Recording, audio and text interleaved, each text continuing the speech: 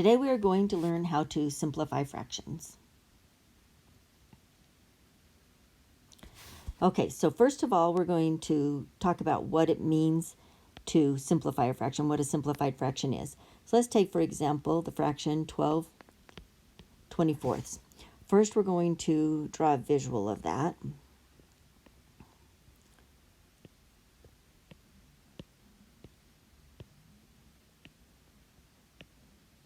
Okay, here we have a shape with 24 sections in it.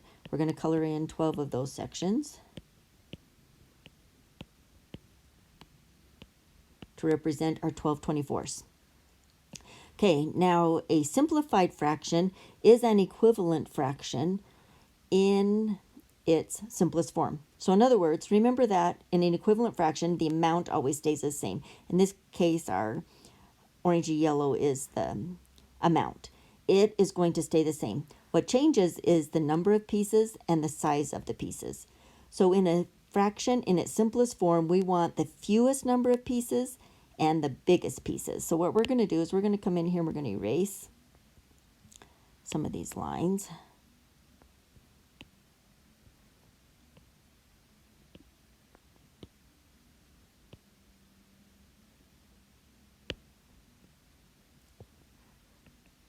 And now we have the fewest number of pieces possible. We have just one piece out of a total of 2 pieces.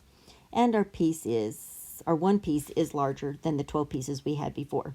So 12/24 in its simplest form is 1/2. Now that's just to give you a visual of what it is when we are simplifying, but you're not going to want to draw a visual every single time and erase the lines. So we're going to learn how to do it, make a fraction in its simplest form in a couple of different ways that are much easier than this. So let's get rid of that. Let's come over here to our prime factor chart because we're going to use prime factors to help us to simplify 12/24. So we're going to keep using that same one.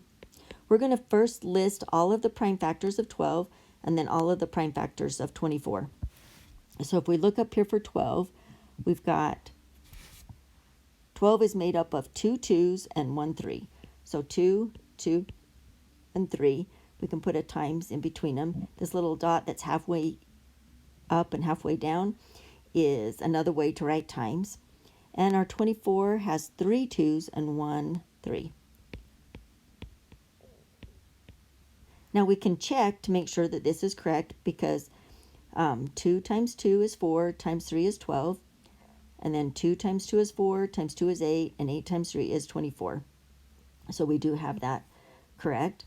Then we can come over here and we're going to cross off any that are the same on the top and the bottom. Here we have a 2 and a 2, a 2 and a 2, and a 3 and a 3. What's left on the top is nothing. If nothing is left, then it becomes a 1.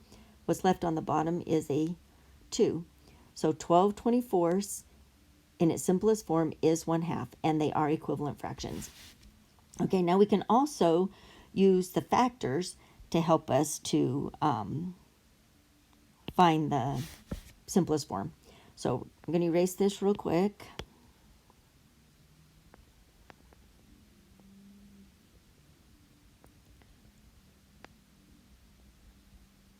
And we are going to find the factors of 12 and the factors of 24.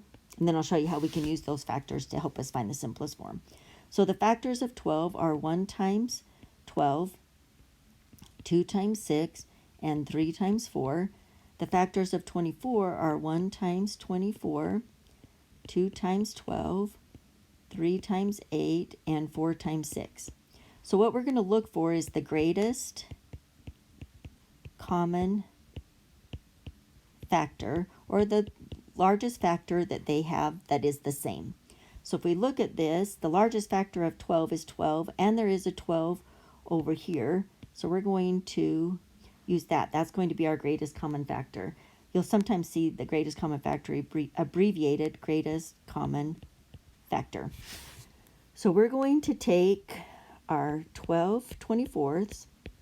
We're going to make an equivalent fraction by dividing this time instead of multiplying by a fraction that's equivalent to 1, which in this case is going to be 12 over 12, that is equivalent to 1. And 12 divided by 12 is 1. And 24 divided by 12 is 2.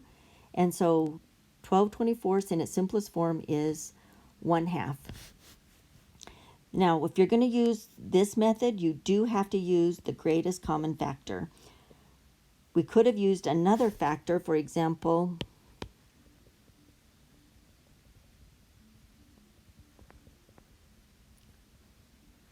if we had used, let's take our 12/24 again, and they do have another factor in common. They have 6 in common. If we used divided by 6 over 6, 12 divided by 6 is 2, 24 divided by 6 is 4, we have made two equivalent fractions, but 2/4 is not in its simplest form. So in order to get a number in its simplest form, you must use the greatest common factor. Or you can use the prime factors and cross them all off, whichever method you like. And that is how to simplify fractions.